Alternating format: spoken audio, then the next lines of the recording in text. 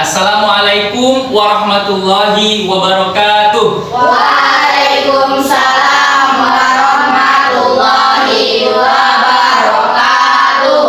Apa kabar anak-anak Bapak? Alhamdulillah sehat luar biasa.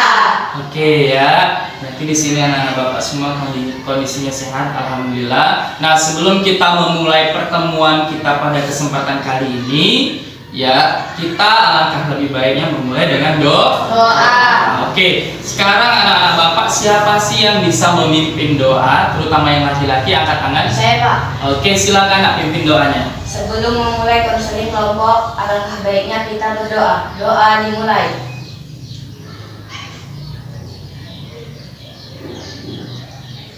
Doa selesai. Oke, alhamdulillah kita sudah berdoa tadi. Nah, sekarang Bapak tanya kepada anak-anak Bapak, tahu nggak kenapa kalian dikumpulkan di saat ini di tempat ini? Tidak tahu, Pak. Oke ya.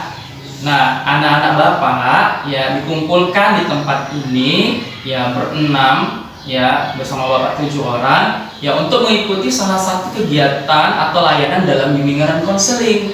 Nah, layanan tersebut adalah layanan konseling kelompok. Ya, nah layanan tersebut adalah salah satu layanan bimbingan konseling ya, di mana layanan tersebut beranggotakan 6 sampai dengan 10 orang. Nah, di situ akan membahas permasalahan-permasalahan yang bersifat pribadi untuk diselesaikan secara kelompok dengan cara diskusi. Nah, tujuannya tadi kan Bapak sudah disampaikan juga ya, untuk menyelesaikan permasalahan kalian. Nah, waktu pelaksanaan konseling kelompok ini adalah 40 menit. Kemudian nanti anak-anak Bapak ya pelaksanaan konseling kelompok ini nanti ada ya kita pembukaan, kemudian kita ada main ice breaking dulu, perkenalan ya, kemudian kita nanti akan mulai membahas permasalahan-permasalahan yang kalian alami, kemudian kita nanti akan ya menentukan satu orang siapa sih masalahnya yang akan dibahas. Nah, nanti kita juga akan berdiskusi secara kelompok ya untuk membantu teman kalian ini menyelesaikan permasalahannya. Ya, anak-anak Bapak dalam layanan konseling kelompok ini memperhatikan beberapa asas. Ya, asas yang pertama adalah asas kerahasiaan, asas keterbukaan, asas kesukarelaan, asas kekinian, asas kenormatifan, dan asas kegiatan. Ya, tadi kan Bapak udah sampaikan ya ada asas kerahasiaan. Nah, untuk menjaga komitmen tersebut, ya Bapak di sini akan bacakan ikrar konseling, di mana ya ikrar ini nanti akan kalian ikuti. Ya, jadi kalian mengikuti ikrar konseling atau sumpah konseling yang Bapak sampaikan. Ya, supaya apa? Kalian bisa benar-benar berjanji tidak menyebarkan rahasia yang ada di dalam kelompok kita. Oke, siap untuk mengikuti ikrar konseling yang akan Bapak bacakan? Siap. Oke, siap ya. Ikrar konseling. Ikrar konseling. Kami berjanji tidak akan menyebarkan rahasia atau apapun yang bersifat pribadi di luar kelompok. Nah, kalian ini berasal dari berbagai kelas yang berbeda-beda. Nah, kita perkenalan terlebih dahulu karena ada pepatah mengatakan tak kenal maka tak sayang ya, tak sayang maka tak kenal ya, tak kenal dan tak cinta ya. Oke ya, nanti perkenalannya seperti ini ya, sebutkan nama kalian, kemudian kelas kalian, kemudian nama superhero kesukaan kalian, dan sebutkan alasannya. Bisa anak Bapak? Bisa, Pak. Oke, kita lanjut dari sebelah kanan Bapak, nanti berurut sampai ke sebelah kiri Bapak ya. Silakan perkenalkan diri. Perkenalkan, nama saya Nurin Adila. Saya siswi dari kelas 73. Superhero saya adalah ayah saya sendiri, karena dia ada saat saya butuh. Oke, tepuk tangan. Ya, lanjut. Perkenalkan, nama saya Elza Rahma Aisyah Sitorus. Saya siswi dari kelas 73. Superhero kesukaan saya adalah Superman. Oke. Karena dia suka menolong orang lain. Oke, tepuk tangan. kita sebelum memasuki kegiatan inti, ya kita akan melakukan ice breaking terlebih dahulu. Ya, ice breaking ini ya untuk melatih fokus kita ya dalam mengikuti kegiatan inti nantinya. Ya, ice breaking tersebut dinamakan permainan ini dan itu. Oke ya, kita mulai ya. Ini kepala. Ini kepala. Itu telinga. Itu telinga. Ayo, ada yang salah? Ya, Muti salah ya. Oke, kita cari lagi temennya ya.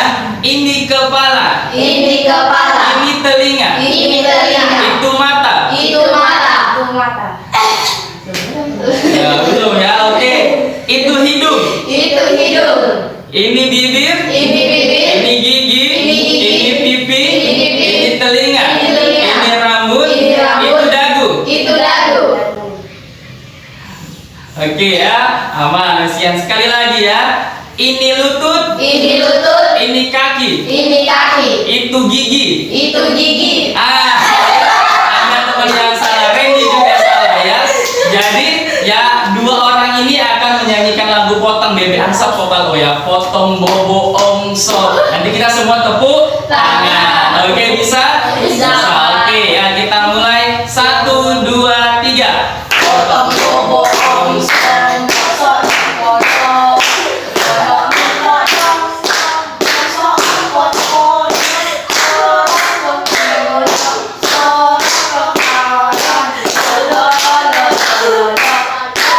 Oke, tepuk tangan ya. Oke ya.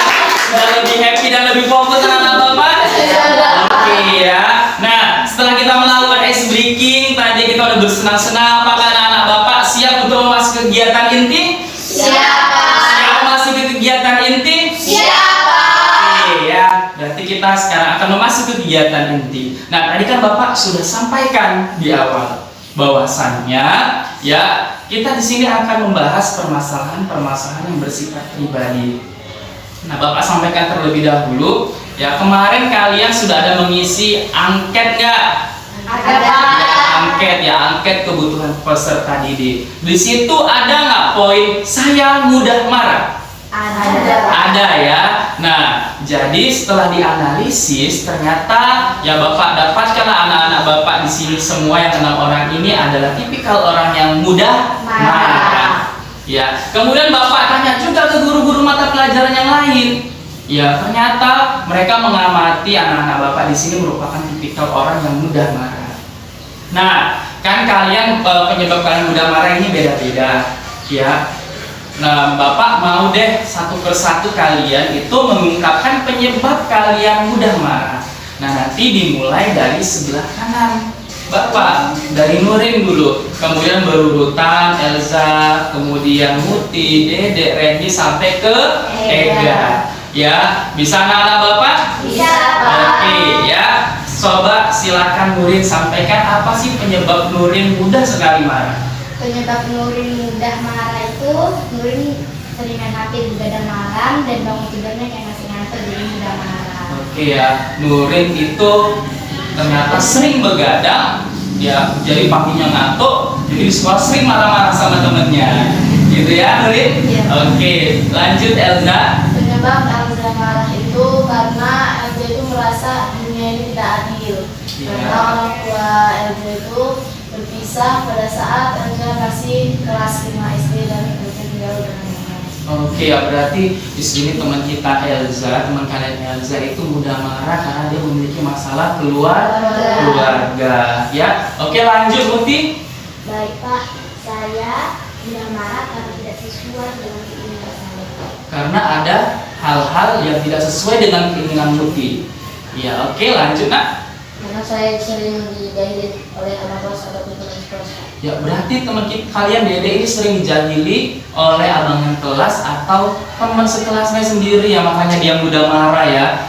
Lanjut nak. Saya Pak, Oke. saya sering digarain juga Pak dengan abang kelas dan teman sekelas Pak. Iya, sama berarti masalahnya dengan Dede, sering digarain ya sama abangan kelas ataupun teman sekelas. Oke lanjut.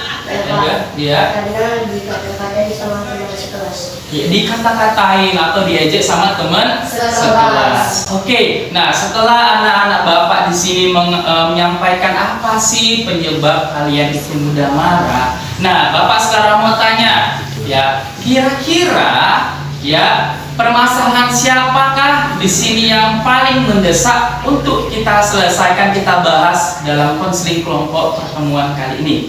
Ada yang bisa ngasih pendapat? Angkat tangan. Saya Pak, Oke, silakan Muti. permasalahannya Elza. Iya, apa penyebabnya Muti? Karena ia merasa dia tidak adil karena orang tuanya memberikan dia di saat dia kelas 3 SD. Ya, itu pendapat dari teman kalian Muti ya, permasalahan dari Elza yang akan kita bahas dan sampaikan. Ada lagi? Saya Pak, Oke, silakan Randy. karena Pak masalah si Elza Pak, masalah keluarga Pak, masalah dia sangat mendesak. Ya, betul sekali. Ya, betul sekali pendapat anak-anak Bapak.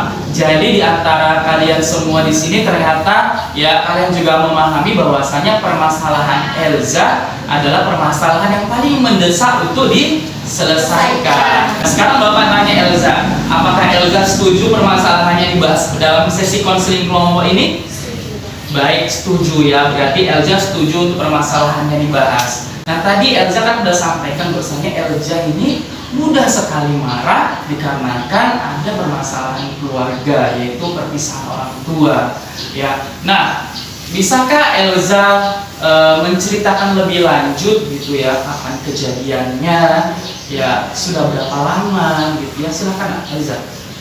Terjadinya permasalahan ini pada saat saya masih kelas 5 SD dan saya ditinggalkan oleh ayah saya dan saya bilang kepada nenek saya. Saya tidak pernah melihat nenek saya dan ayah saya selama ini. Dia meninggalkan saya sehingga saya tidak pernah mendapatkan kasih sayang dari kedua orang tua saya. Ya, berarti ayah nggak pernah jumpa lagi ya Elza.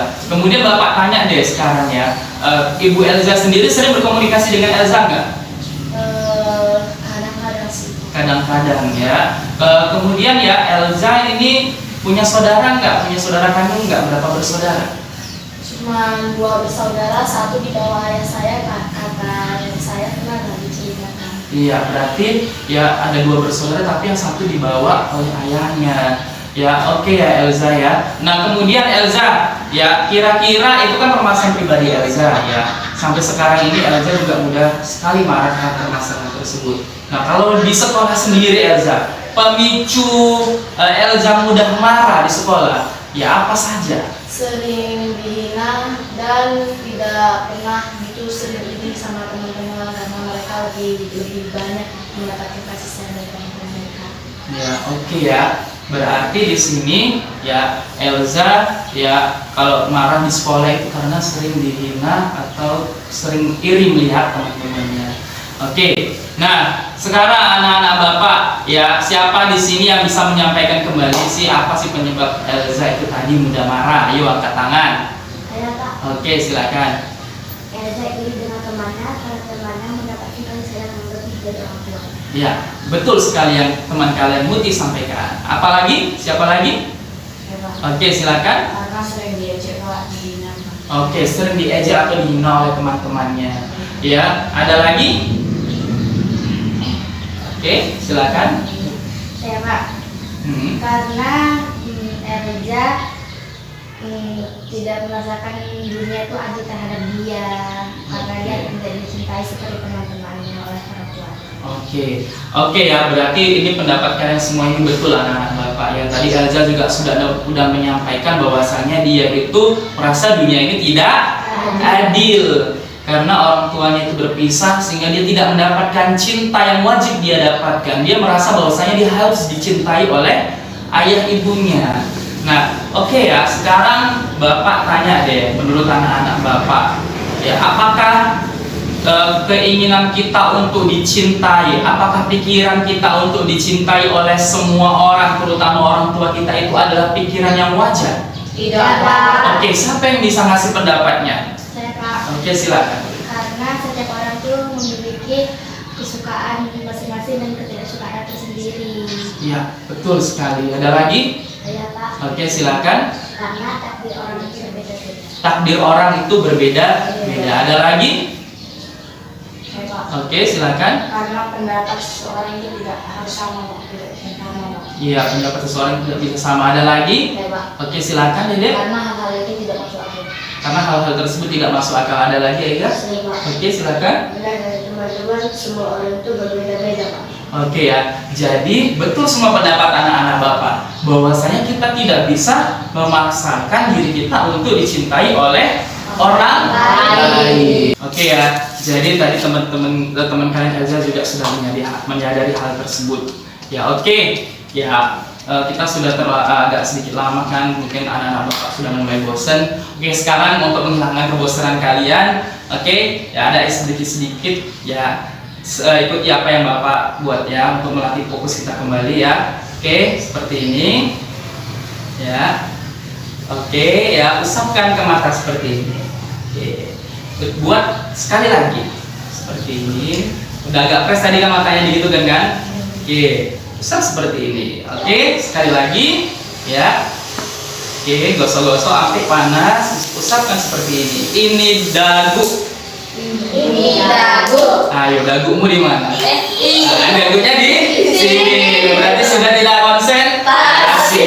Oke, dagunya di sini ya. Kita harus kembali konsentrasi. Oke. Nah, kemudian anak-anak Bapak, ya setelah Elza tadi menyampaikan penyebab permasalahan yang Elza alami.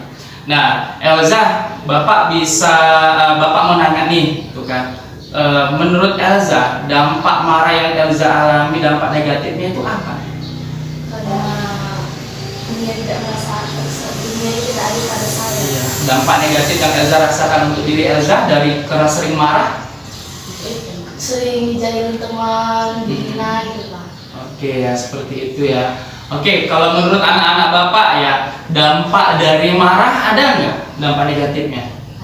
Ada ya. Oke, siapa yang bisa ngasih pendapat apa sih dampak negatif dari perilaku sering marah? Saya, Pak. Oke, silakan Muti. Karena ada sering marah-marah, jadi dia dibenci temannya. Dibenci temannya. Oke, ada lagi? Oke, silakan Randy. Karena jadinya dia sering marah, jadi dikucilkan, Pak. Dikucilkan oleh teman-temannya. Ada lagi? Saya, Pak. Oke, Dia silakan. sering marah sehingga dia sering dijauhi oleh temannya. Dijauhi oleh marah ini memiliki dampak negatif untuk diri kita. Nah, dampak negatif ini ada dari segi fisik, ada dari segi kesehatan, ada dari segi psikologis. Nah, kita bahas dulu yang pertama itu dari segi fisik. Ya, marah. Marah ini nanti kalau dari segi fisik menurutmu akan menyebabkan apa? Coba kamu lihat orang yang sedang marah, gimana ekspresinya? Serem, jelek nggak? Jelek. Kalau ekspresi kita lagi marah jelek, itu perubahan fisik ada pada diri kita. Kemudian tadi kalau dari segi kesehatan kita bisa kena darah tinggi. Nanti dari darah tinggi jadi stroke. Oke, nah dari segi hati, ya dari segi perasaan psikologis apa sih yang akan kita alami? Gelisah, tidak tenang. Nah, anak-anak Bapak, ya berhubung waktu kita sudah mau habis. Nah, nanti kita lanjut lagi di pertemuan kedua kita bahas mengenai masalah yang sama, tetap masalah Elza. Tadi kan kita buka dengan doa. Nah, sekarang kita tutup dengan doa. Oke ya, siapa tadi yang mimpin doa? Oke, silakan Randy tutup juga doa. Sebelum menutup konseling kelompok, alangkah baiknya kita berdoa. Doa dimulai. Doa selesai. Baik, ya Bapak ucapkan terima kasih. Nanti setelah kalian dari sini silahkan kembali ke kelas masing-masing. Ya, Bapak ucapkan selamat pagi. Pagi, Pak. Oke, assalamualaikum warahmatullahi wabarakatuh. Waalaikumsalam warahmatullahi